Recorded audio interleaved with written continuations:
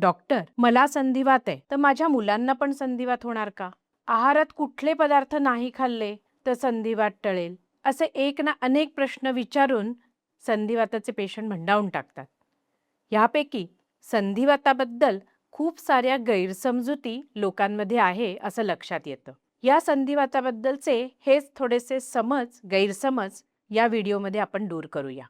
सगळ्यात महत्त्वाचा एक गैरसमज मला संधिवाताच्या रुग्णांमध्ये दिसतो तो म्हणजे संधिवात हा अनुवंशिक आहे असं त्यांना वाटतं. म्हणजे आई किंवा वडिलांना जर संधिवात असेल तर 100% मुलांनाही संधिवात होणार अशीच काही जणांची धारणा असते. पण ही पूर्णपणे खरी नाही. शास्त्रीय दृष्ट्या जनुकीय प्रीडिस्पोजिशन किंवा जेनेटिक प्रीडिस्पोजिशन हा संधिवातामध्ये एक महत्त्वाचा घटक असू शकतो. पण म्हणून आईला किंवा वडिलांना संधिवात असेल तर सर्व मुलांना संधिवात होणारच हा गैरसमज चुकीचा आहे. दुसरा महत्त्वाचा समज असतो की संधिवात हा काय तरुण वयातला आजार आहे? वयाची 50-60 उलटण्यानंतरच तर संधिवात दिसतो. हाही समज तेवढाच चुकीचा आहे. अगदी जन्मलेल्या बाळामध्ये निओनेटल ल्युपस नावाचा पण संधिवाताचा प्रकार दिसू शकतो. आमवात किंवा रुमटॉइड आर्थरायटिस, स्पॉन्डिलो आर्थरायटिस, गाऊट हे तर संधिवात हे तरुण वयामध्ये दिसतात. वय वर्ष 15 ते 45 या अगदी ॲक्टिव्ह वयोगटामध्ये सुद्धा हे संधिवात असू शकतात. त्यामुळे संधिवात हा कुठल्या एका वयापुरता मर्यादित नाही. मला संधिवात झाला म्हणजे आता मी आयुष्यभरच औषधं खात राहायचं का? हा संधिवात कधीच बरा होत नाही अशीही काही जणांची धारणा असते.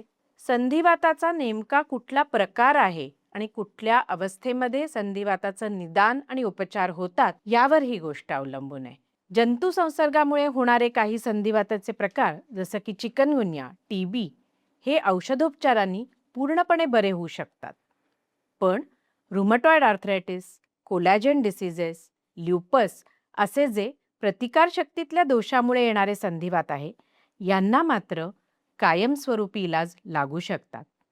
हे आजार दीर्घकालीन आहेत पण योग्य औषधोपचारांनी नक्कीच नियंत्रित राहू शकतात.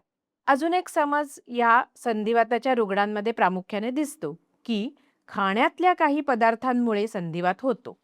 उदाहरणार्थ काही वातुळ पदार्थ किंवा काही आंबट पदार्थ, आंबवलेले पदार्थ यांनी आमची सांधेदुखी वाढते बुवा किंवा संधिवात आमचा जास्त त्रासदायक होतो. हाही समज तसा पूर्णपणे शास्त्रीय आधारावरती नाही. ही सांधेदुखी किंवा सांध्यांचा त्रास हा तुमच्या प्रतिकारशक्तीतल्या दोषावरती अवलंबून असतो. त्यामुळे सांध्याची सूज किंवा दुखाव हे पूर्णपणे या आहारातल्या घटकांमुळे वाढतात असं क्वचित होतं. गाऊट सारख्या संधिवातामध्ये मात्र आहारातल्या तुमच्या प्रथिनांच्या प्रमाणावरती युरिक ॲसिडचं प्रमाण अवलंबून असल्यामुळे आहारातल्या या पदार्थांमुळे गाऊट सारखे संधिवात मात्र वाढू शकतात. त्यामुळे सर्वसाधारणपणे सर्व संधिवात खाण्यातल्या काही पदार्थांमुळे किंवा पथ्यांमुळे वाढू शकतात हा समज थोडासा चुकीचा आहे.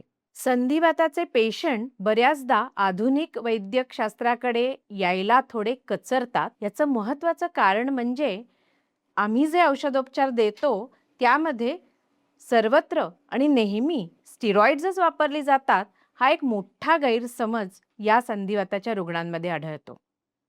पण हा समज पूर्णपणे चुकीचा आहे. स्टिरॉइड्स ही अत्यंत गुणकारी औषधं आहेत. अर्थात त्याचे काही साईड इफेक्ट्स किंवा दुष्परिणामही भरपूर आहेत. त्यामुळे ते एक दुधारी शस्त्र आहे.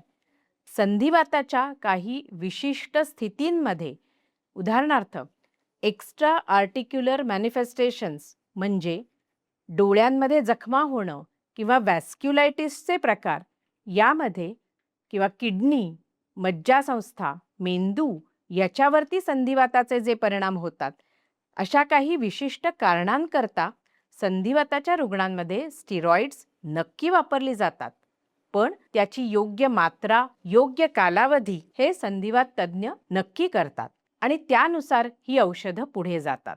त्यामुळे प्रत्येक येणाऱ्या संधिवाताच्या रुग्णाला स्टिरॉइड्सची औषधं दिली जातात हा समज पूर्णपणे चुकीचा आहे.